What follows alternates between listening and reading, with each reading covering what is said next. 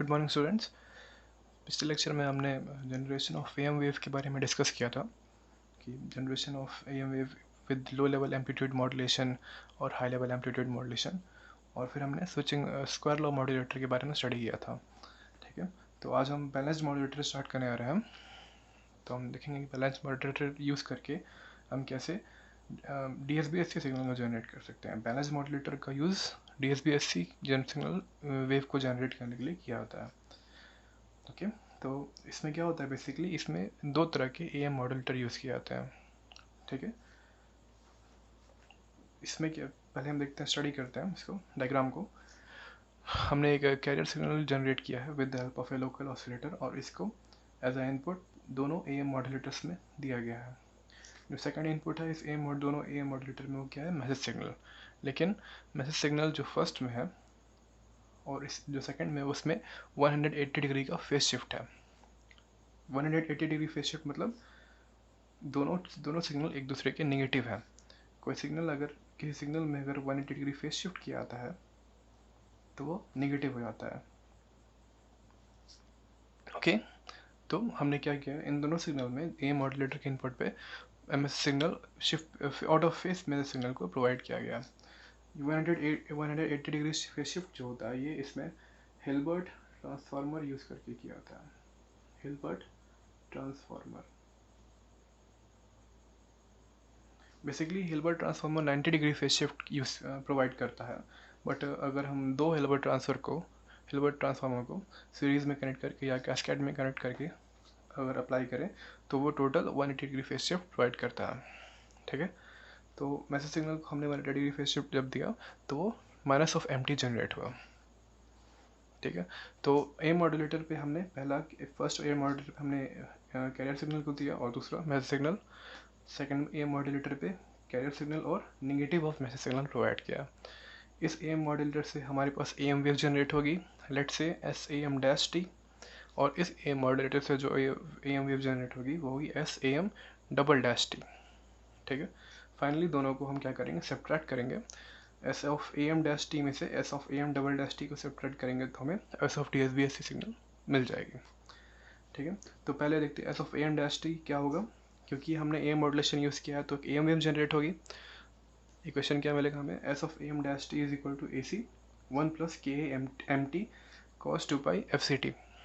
ठीक है, फिर K is the amplitude sensitivity.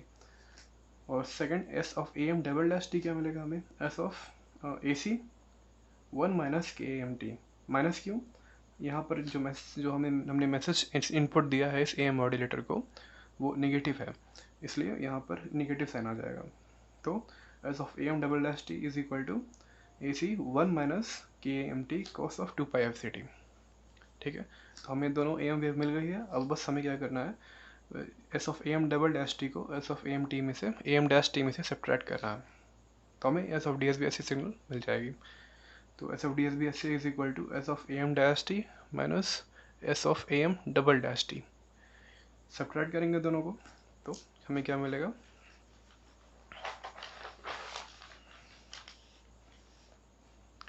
S of DSB T is equal to 2 times of AC KA-MT cos 2 pi FCT। ये जो पूरा term है 2AC और KA, इसको हम मान लेते हैं AC डैश। तो हमें क्या मिलेगा, S of DSBSCT is equal to AC dash MT cos 2 pi FCT। ये हमने पहले स्टडी किया है कि ये क्या होता है, एक DSBSC सिग्नल का इक्वेशन होता है। तो फाइनली हमें एक DSBSC सिग्नल मिल गई है।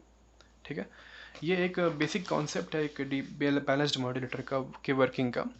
ठीक है, ये कॉन्सेप्ट ही हर जगह हर अलग अलग फॉर्म में यूटिलाइज किया जाता है। जैसे कि अगर हम एक बैलेंस्ड मॉड्यूलेटर यूजिंग FET पढ़ने आ रहे हैं कि फील्ड इफेक्ट ट्रांजिस्टर यूज़ करके हम बैलेंस्ड मॉड्यूलेटर DSBSC सिग्नल को कैसे जनरेट कर सकते हैं। ठीक है, तो फिलहाल देखते हैं इसकी वर्किंग। हमने दो अलग अलग फील्ड FET डिवाइसेस ली हुई हैं। ये दोनों डिवाइसेस आइडेंटिकल हैं, मतलब क्या, इस सेम गेट वोल्टेज के लिए ये सेम ड्रेन करंट प्रोड्यूस करेंगे। ठीक है, हमने कैरियर सिग्नल लिया है एक लोकल ऑसिलेटर से जनरेट करता हुआ। ठीक है, इसको हम क्या करते हैं, प्रोवाइड करते हैं ये प्रोवाइड होगा दोनों गेट सिग्नल को in same face, out of face नहीं। ठीक है, मॉड्यूलेटिंग सिग्नल हमने एक सेंटर टैप ट्रांसफार्मर के पे अप्लाई किया है। ये जो इतना पार्ट है ये एक सेंटर टैप ट्रांसफार्मर है।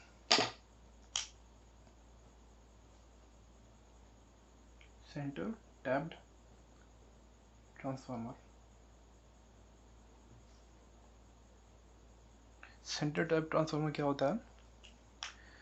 ये ट्रांसफार्मर होता है जिसमें कि जो पॉइंट जो डिस्ट्रीब्यूशन होता है सेंटर पे बिल्कुल एक हमारे पास कनेक्टिंग पॉइंट होता है, ठीक है। इससे होता क्या है कि इस पॉइंट के अबव और डाउन नीचे जो वोल्टेज डेवलप होता है, जो प्रोवाइड होता है, वो इक्वल होता है, ठीक है। मान लीजिए हमने यहाँ पर एम्प्टी सिग्नल प्रोवाइड किया है। इस एम्प्टी से जो यहाँ प्राइमरी वाइंडिंग से सेकेंडरी वाइंडिंग में जो वोल्टेज डेवलप होगा वो दोनों तरफ इस पॉइंट कनेक्टिंग पॉइंट से सेम होगा, बट आउट ऑफ फेज होगा। आउट ऑफ फेज कैसे होगा? ये जो कनेक्टिंग पॉइंट होता है बिल्कुल जो सेंटर में कनेक्ट होता है, इसका वोल्टेज, इसका जो मैग्नीट्यूड होता है वोल्टेज का, वो न्यूट्रल मांगते हैं, न्यूट्रल। इसके अबव पॉजिटिव वोल्टेज डेवलप होगा और इसके नीचे नेगेटिव डेवलप होता है, ठीक है। तो अगर आप यहाँ पर देखो, इस सेक्शन को देखो अपर पार्ट में, तो किसी भी टाइम टी के लिए जो यहाँ पर से जो वोल्टेज मान लीजिए V1t को जो गेट पे जो मिलेगी वो क्या होगी? पॉजिटिव होगी। और सेम उसी एग्जैक्ट सेम टाइम के लिए इस पार्ट से जो वोल्टेज मिलेगा गेट को वो नेगेटिव है। तो हम ये कहते हैं कि इसलिए सेंटर टैप से जो वोल्टेज डेवलप होता है दोनों तरफ, दोनों वाइंडिंग में, वो इक्वल होता है बट आउट ऑफ फेज होता है, ठीक है। ये सेंटर टैप ट्रांसफार्मर की एक प्रॉपर्टी होती है जिसकी वजह से जो वोल्टेज डेवलप होते हैं दोनों वाइंडिंग में वो सेम मैग्नीट्यूड के होते हैं बट अपोजिट फेज के होते हैं। They have a 180 degree phase shift, ठीक है। हमने यहाँ पर एक VDD सप्लाई ली है for the biasing of FET। दोनों FETs को बायसिंग के लिए हमने यूज़ किया है VDD सप्लाई। और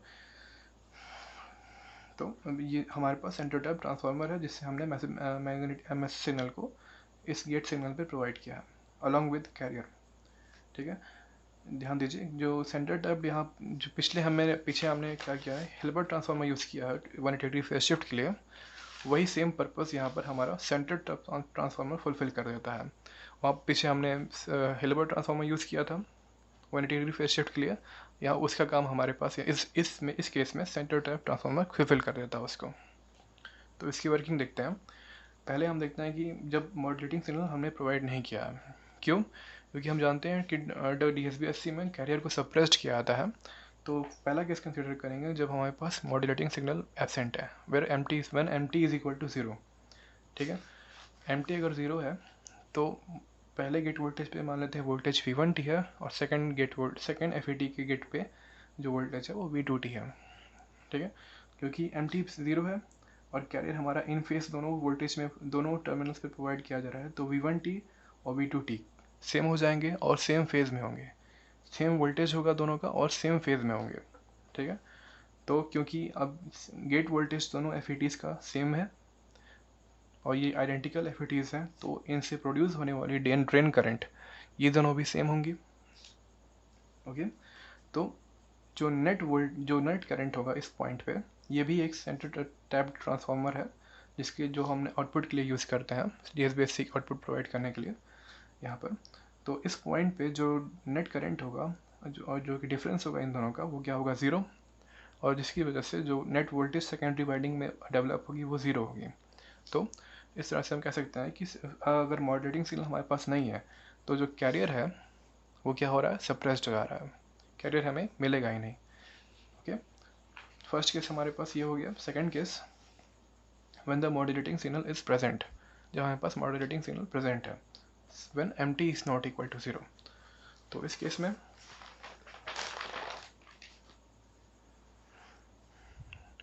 में V1t is equal to CT plus MT होगा। क्यों? मान लेते हैं कि ये इस पॉजिटिव डायरेक्शन में, तो V1t क्या हो जाएगा? CT plus of MT। और V2t क्यों नेगेटिव होगा? क्योंकि इसमें क्या होगा, जो MT होगा वो आउट ऑफ फेज होगा, तो V2t हमारे पास क्या हो जाएगा? CT minus of MT।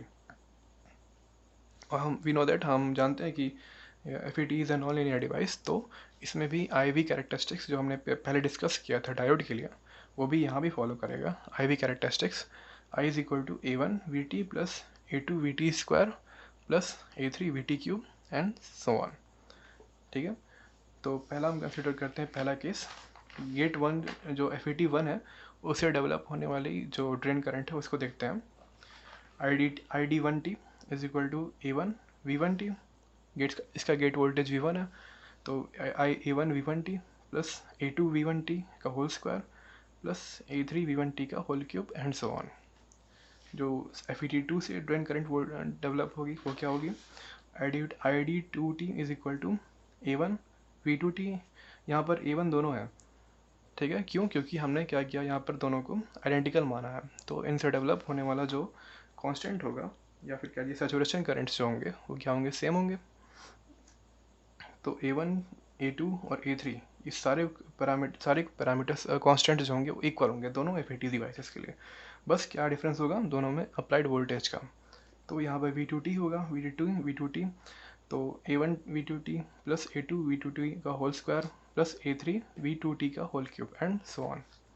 ठीक है, अब इस पॉइंट पे क्योंकि ये दोनों करंट जो है वो अपोजिट डायरेक्शन में है, ठीक है, तो जो नेट करंट इस वाइंडिंग में जाएगा वो क्या होगा, इन दोनों का difference IT is equal to ID1T minus of ID2T। ठीक है, सब्ट्रैक्ट करते हैं दोनों को, तो यहाँ से A1 को कॉमन लेते हैं, V1T माइनस V2T, यहाँ से A2 को कॉमन लेते हैं तो V1T square minus V2T square, और फिर A3 कॉमन लेते हैं तो V1T cube minus V2T cube, और सो ऑन, ये साइकिल इस तरह बढ़ते जाएगा। हमें क्या मिलेगा, IT इज इक्वल टू कुछ इस फॉर्म में मिलेगा। ओके, V1T माइनस V2T करेंगे यहाँ पर से तो क्या मिलेगा हमें, CT कैंसिल हो जाएगा और क्या बचेगा 2 टाइम्स ऑफ MT। ठीक है, सेकंड V1T का स्क्वायर माइनस V2T का स्क्वायर, इसको स्क्वायर करेंगे CT square plus MT square plus 2 CT MT, इसको स्क्वायर करेंगे CT square plus MT square minus 2 CT MT, तो सब्ट्रैक्ट करेंगे तो हमें क्या मिलेगा 4 CT MT। ठीक है, नेक्स्ट इसी तरह से ये साइकिल आगे बढ़ते जाएगा। आप आगे भी सब्ट्रैक्शन कर सकते हैं बट उसकी ज़रूरत नहीं है दिखाने की, क्योंकि ये नोन होता है कि आगे का टर्म जो होगा वो सप्रेस हो जाएगा, क्योंकि हम क्या करेंगे यहाँ पर अब बैंड पास फिल्टर को यूज़ करेंगे। ठीक है, तो हमारे पास पहला टर्म क्या मिला, इसको मान लेते हैं 1 MT। ये इस पार्ट ऑफ ये जो पार्ट है इसकी फ्रिक्वेंसी क्या होगी FM, क्योंकि यहाँ पर सिर्फ MT का टर्म है। इस पार्ट की फ्रिक्वेंसी क्या होगी, ध्यान दीजिए यहाँ पर CT और MT दोनों है, मतलब क्या cos of 2 pi F CT और cos of 2 pi F MT। cos A और cos B का फॉर्मूला लगेगा, तो फिर से हमारे पास cos FC प्लस FM और cos FC माइनस FM दो अलग अलग फ्रीक्वेंसी के कंपोनेंट हमें यहाँ पे मिलेंगे। ठीक है, यहाँ पर क्या मिलेगा FC प्लस FM और FC माइनस FM। ठीक है, हम जानते हैं कि फ्रीक्वेंसी जो होती है AM वेव की वो इसी रेंज में होती है, तो हम अपना बैंड पास फिल्टर की पास बैंड सेलेक्ट करेंगे FC प्लस FM से FC माइनस FM तक। ठीक है, हायर कंपोनेंट्स में क्या होगा, CT का क्यूब CT स्क्वायर मिलेगा या फिर MT स्क्वायर मिलेगा। ओके, तो CT स्क्वायर भी हमने पिछले लेक्चर में देखा था कि इसका फ्रीक्वेंसी क्या आता है 2 times of FCT। 2 times of FCT क्या हो जाएगा, FC प्लस FM से वेरी वेरी हायर होगा। ठीक है, जो अपर लिमिट होगी पास बैंड की उससे हायर होगा, इसलिए वो भी पास बैंड फिल्टर से पास नहीं होगा, बैंड पास फिल्टर से पास नहीं होगा।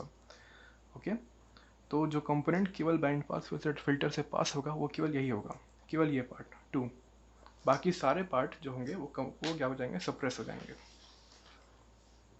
ठीक है, तो फाइनली हमारे पास क्या बचेगा, ये term 4 of A2 CT MT। Okay, 4 of A2 AC MT cos 2 pi FCT, हमारे पास ये हो जा, ये इस पूरे पार्ट को हम क्या करते हैं AC डैश मान लेते हैं। ओके, तो हमें क्या मिलेगा, S of TSB is D is equal to AC dash MT cos of 2 pi FCT, where AC dash is equal to 4 of A2 AC। Okay, so next topic हमारा है collector modulator. हमने इसके बारे में डिस्कस किया था कि ये एक high level AM modulation technique होता है, क्योंकि तो इसमें क्या होगा कि मॉड्यूलेशन करने से पहले मॉड्यूलेटिंग सिग्नल और कैरियर सिग्नल दोनों की एम्पलीफिकेशन होगी। ठीक है, और क्योंकि इसमें क्या होगा कि हम एक BJT डिवाइस यूज़ करेंगे जिसके कलेक्टर टर्मिनल से हम आउटपुट लेंगे, इसलिए इस डिवाइस को कलेक्टर मॉड्यूलेटर कहा जाता है। ओके, तो इसका डायग्राम देखते हैं, इसका सर्किट डायग्राम। तो कुछ ऐसा होता है, देखिए, ठीक है। जो ट्रांजिस्टर T1 है, BJT है, इसके बेस टर्मिनल पे हमने कैरियर सिग्नल को प्रोवाइड किया है, ठीक है। यहाँ से फिर हम यहाँ पर हमारे पास एक टैंक सर्किट है, एक VCC सप्लाई दिया गया है जो कि इसकी बेसिंग के लिए यूज़ किया जाएगा इस ट्रांजिस्टर के। अच्छा, ये ट्रांजिस्टर एक एम्पलीफायर की तरह वर्क करता है जो कि कैरियर सिग्नल को एम्पलीफाई करेगा। ये एक बेसिकली एक radio frequency class C amplifier होता है जो कि हम यूज़ करते हैं कैरियर सिग्नल को एम्पलीफाई करने के लिए। क्लास C एम्पलीफायर क्या होता है, जो कि एक एम्पलीफायर होता है जिसमें कि हम पावर एम्पलीफायर होता है जिसमें कि हम करंट फ्लो को, इसमें जो आउटपुट करंट होता है वो इनपुट सिग्नल के हाफ साइकिल से भी कम होता है। मतलब क्या, इसकी जो ड्यूटी साइकिल होती है वो लेस देन हाफ होती है, 180 डिग्री ऑफ केवल फेस के लिए वर्क करता है या उससे कम के लिए, ठीक है। तो इससे होता क्या है कि इसकी एफिशिएंसी तो काफ़ी बेटर होती है इस टाइप ऑफ एम्पलीफायर की, बट इसमें काफ़ी डिस्टॉर्शन होते हैं, अलग अलग फ्रीक्वेंसी कंपोनेंट इसमें बहुत ज़्यादा प्रोड्यूस हो जाते हैं। तो इसके लिए हमेशा एक क्लास C एम्पलीफायर को एक टैंक सर्किट के साथ ही यूज़ किया जाता है जो कि क्या करता है, इन डिस्टॉर्शंस को रिमूव करने के लिए होता है, ठीक है। क्लास C एम्पलीफायर क्या होते हैं कि इसमें जो सिग्नल इसका आउटपुट होता है वो कंटिन्यूस ना होकर करंट के पल्सेस के फॉर्म में होता है, इसलिए इसकी एफिशिएंसी काफ़ी हाई होती है, ओके। लेकिन अब टैंक सर्किट में हम कैसे इसको कंट्रोल करते हैं कि हम इसकी जो रेजोनेंट फ्रीक्वेंसी होती है वो इस कैरियर सिग्नल जो इस एम्पलीफायर के इनपुट होता है उससे मैच करा देते हैं। तो क्या होगा कि हमने पिछले जब हम स्क्वायर लॉ मॉड्यूलेटर पढ़ रहे थे तो वहाँ पर हमने देखा था कि टैंक सर्किट क्या होता है, एक तरह से बैंड पास फिल्टर की तरह वर्क करता है। तो ये जो फ्रीक्वेंसी जिस पे ट्यून किया गया है सिर्फ उसी को पास करता है, बाकी सबको रिजेक्ट कर देता है, ओके। नेक्स्ट हमारे क्या है, मॉडरेटिंग सिग्नल को देखते हैं। तो MT यहाँ पर प्रोवाइड किया गया है एक वाइड बैंड पावर एम्पलीफायर के इनपुट पे। हम वाइड बैंड पावर एम्पलीफायर क्या होता है ये हमने फर्स्ट लेक्चर में डिस्कस किया था कि ये एम्पलीफायर जो होता है एक रेंज ऑफ फ्रीक्वेंसी के एम्पलीफिकेशन के लिए हम यूज़ करते हैं, ओके। फिर नेक्स्ट हमारे क्या है, इस वाइड बैंड से एम्पलीफाई होने के बाद मैसेज सिग्नल एक ऑडियो फ्रीक्वेंसी ट्रांसफार्मर के प्राइमरी वाइंडिंग पे हम प्रोवाइड करते हैं। ऑडियो फ्रीक्वेंसी ट्रांसफार्मर एक ट्रांसफार्मर होता है जो कि हम ऑडियो फ्रीक्वेंसी रेंज के लिए यूज़ करते हैं, 20 हर्ट्ज से 20 किलो हर्ट्ज। VCC सप्लाई हमारे पास है, VCC सप्लाई हम यूज़ करेंगे इस BJT को बाइसिंग के लिए, ठीक है। CV क्या है, हमारे पास एक बाईपास कैपेसिटर होता है। इसका काम क्या होता है कि जो carrier signal high frequency carrier pulses जो जनरेट हो रही हैं इसके कलेक्टर पे, वो इनको इस ट्रांसफार्मर तक जाने से रोकता है, प्रिवेंट करता है, ओके। क्योंकि इसकी फ्रिक्वेंसी काफ़ी हाई होती है और ये ऑडियो फ्रिक्वेंसी रेंज के लिए, तो ये इसको फेल कर सकता है ये। तो इसको प्रिवेंट करने के लिए हम ये बाईपास कैपेसिटर यूज़ करते हैं, ठीक है। और फिर हमारे पास आउटपुट मिलता है हमको। तो इसकी वर्किंग देखते हैं कैसे होता है। तो पहले क्या हुआ कि हमने मैसेज सिग्नल हमने यहाँ पर प्राइमरी वाइंडिंग पे दिया है, तो क्या होगा, ये मैसेज सिग्नल अब सेकेंडरी वाइंडिंग पे हमें मिलेगा जहाँ पर VCC भी सप्लाई किया गया है। तो क्या होगा, क्योंकि VCC और ये मैसेज सिग्नल MT ये दोनों सीरीज़ में होंगे तो इनका नेट वोल्टेज क्या होगा, डेवलप होगा। ये दोनों ऐड होंगे या फिर सेपरेट होंगे, ये डिपेंड करता है कि मैसेज सिग्नल हमारा पॉजिटिव साइकिल में है या नेगेटिव साइकिल में। यानी AM पॉजिटिव है तो ऐड हो जाएगा और AM नेगेटिव है तो सब्ट्रैक्ट हो जाएगा, ठीक है। तो ये ऐड और सब्ट्रैक्ट होने के बाद हमें VCC डैश मिलेगी जो इन दोनों का सम होगा, ओके। वो क्या मिलेगा हमारा, अब वो क्या, वो ये वोल्टेज हमारा इस ट्रांजिस्टर का बायसिंग वोल्टेज हो जाएगा, ठीक है। तो अब क्या होगा, देखिए ये जो VCC वोल्टेज है, पहले क्या था, ये DC सप्लाई थी, अब ये DC सप्लाई ना हो के एक वेरिंग सप्लाई हो जाएगी, ये कांस्टेंट नहीं होगा। पहले के केस में हमारे पास VCC कुछ इस फॉर्म में था, एक कांस्टेंट वोल्टेज था, एक DC सप्लाई था। अब हमने क्या किया, इसके साथ हमने मैसेज सिग्नल को ऐड कर दिया। तो अब जो VCC डैश हमारे पास मिलेगा वो क्या होगा, शिफ्टेड वर्जन ऑफ MT होगा। क्या हो जाएगा, पहले क्या था, जो मैसेज सिग्नल हमारे पास 0 से स्टार्ट हो रहा था अब वो VCC से स्टार्ट होगा और इसकी मैक्सिमम इस एम्पलीट्यूड क्या होगी, VCC प्लस AM, और मिनिमम क्या होगी, VCC माइनस AM, ठीक है। तो बेसिकली क्या है कि अब कलेक्टर का जो बायसिंग वोल्टेज है वो कांस्टेंट ना होके वेरी कर रहा है, और किसके हिसाब से वेरी कर रहा है, एमटी के हिसाब से, ठीक है। तो अब क्या होगा, क्योंकि इसके बायसिंग वोल्टेज एमटी के हिसाब से वेरी कर रही है, तो इस एम्पलीफायर का जो आउटपुट होगा वो भी, जो करंट पल्सेस जो ये एम्पलीफायर प्रोड्यूस करेगा वो भी इस मैसेज सिग्नल के अकॉर्डिंग वेरी करेंगे, चेंज होंगे। उनका एम्पलीट्यूड, इन करंट पल्सेस का एम्पलीट्यूड इस मैसेज सिग्नल के एम्पलीट्यूड के अकॉर्डिंग चेंज होगा, ठीक है। तो फाइनली हमें क्या मिलेगा, देखिए हमारे पास V C C dash is equal to V C plus M T मिल गया, V C C plus M T मिल गया। तो वी सी सी डैश का जो एम्पलीट्यूड है वो किसके हिसाब से वैरी करेगा, एम टी के एम्पलीट्यूड के हिसाब से, और इसकी वजह से जो एम्पलीट्यूड ऑफ करंट पल्सेस जो एम्पलीफायर ये प्रोड्यूस करेगा उसकी भी एम्पलीट्यूड जो होगी इस एम टी के अकॉर्डिंग ही वैरी करेगी, ठीक है। एज अ रिजल्ट सो हमें एम्पलीट्यूड ऑफ जो कैरियर साइन वेव जो मिलेगा is no changing with respect to the message signal M T, okay. यहाँ देखते हैं, तो फाइनली क्या हुआ कि जो हमारे पास सिग्नल मिल रही है उसकी एम्पलीट्यूड जो हो रही है वो एम टी के हिसाब से वेरी कर रही है, और हमने डिस्कस किया कि टैंक सर्किट की हमने फ्रीक्वेंसी, रेजोनेंट फ्रीक्वेंसी इस कैरियर सिग्नल की फ्रीक्वेंसी के अकॉर्डिंग मैच कर रखी है। तो ये उन्हीं फ्रीक्वेंसीज को पास करेगा जो जिसकी उन्हीं फ्रीक्वेंसी बैंड को पास करेगा जिसकी फ्रीक्वेंसी इससे मैच करेगी, ठीक है। तो फाइनली हमारे पास जो सिग्नल आउटपुट मिलेगा उसकी एम्पलीट्यूड जो होगी वो तो इसके हिसाब से चेंज होगी, एम टी के हिसाब से, बट उसकी जो फ्रीक्वेंसी होगी वो कैरियर सिग्नल के अकॉर्डिंग होगी। और यही हमारा एम्पलीट्यूड वेव होती है। एम्पलीट्यूड वेव क्या होती है, जिसकी एम्पलीट्यूड मैसेज सिग्नल के अकॉर्डिंग वेरी करे और फ्रीक्वेंसी जो कैरियर सिग्नल के अकॉर्डिंग वेरी करें, तो वो एक एम वेव होती है। तो ये पूरा प्रोसेस यहाँ पर हम अकम्प्लिश कर पा रहे हैं टैंक सर्किट के थ्रू। हमने क्या किया, वी सी सी डैश जो है हमारे पास वेरी कर रहा है मैसेज सिग्नल के अकॉर्डिंग, तो बायसिंग वोल्टेज अगर वेरी कर रहा है मैसेज सिग्नल के अकॉर्डिंग तो इसके आउटपुट जो होगा, जो करंट पल्सेस ये प्रोड्यूस करेगा वो भी एम टी के अकॉर्डिंग वेरी करेगा, चेंज होगा, ठीक है। तो जो सिग्नल हमारे पास मिलेगी उसकी एम्पलीट्यूड तो हमें मिल गई कि वो चेंज हो रही है मैसेज सिग्नल के अकॉर्डिंग पे, ठीक है। नेक्स्ट हमारा फ्रीक्वेंसी का पार्ट आता है।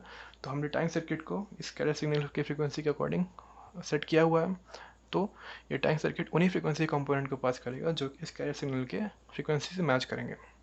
तो फाइनली हमारे पास इस ए एम की जो फ्रीक्वेंसी कंपोनेंट होगी, फ्रीक्वेंसी होगी, वो कैरियर सिग्नल के अकॉर्डिंग होगी। तो फाइनली हमें हमारी ए एम वेव अचीव हो जाएगी, जिसकी एम्पलीट्यूड मैसेज सिग्नल के अकॉर्डिंग चेंज हो रही है और उसकी फ्रीक्वेंसी कैरियर के हिसाब से, ठीक है। ये था हमारे पास, ये था हमारा collector modulator method to generate A M wave.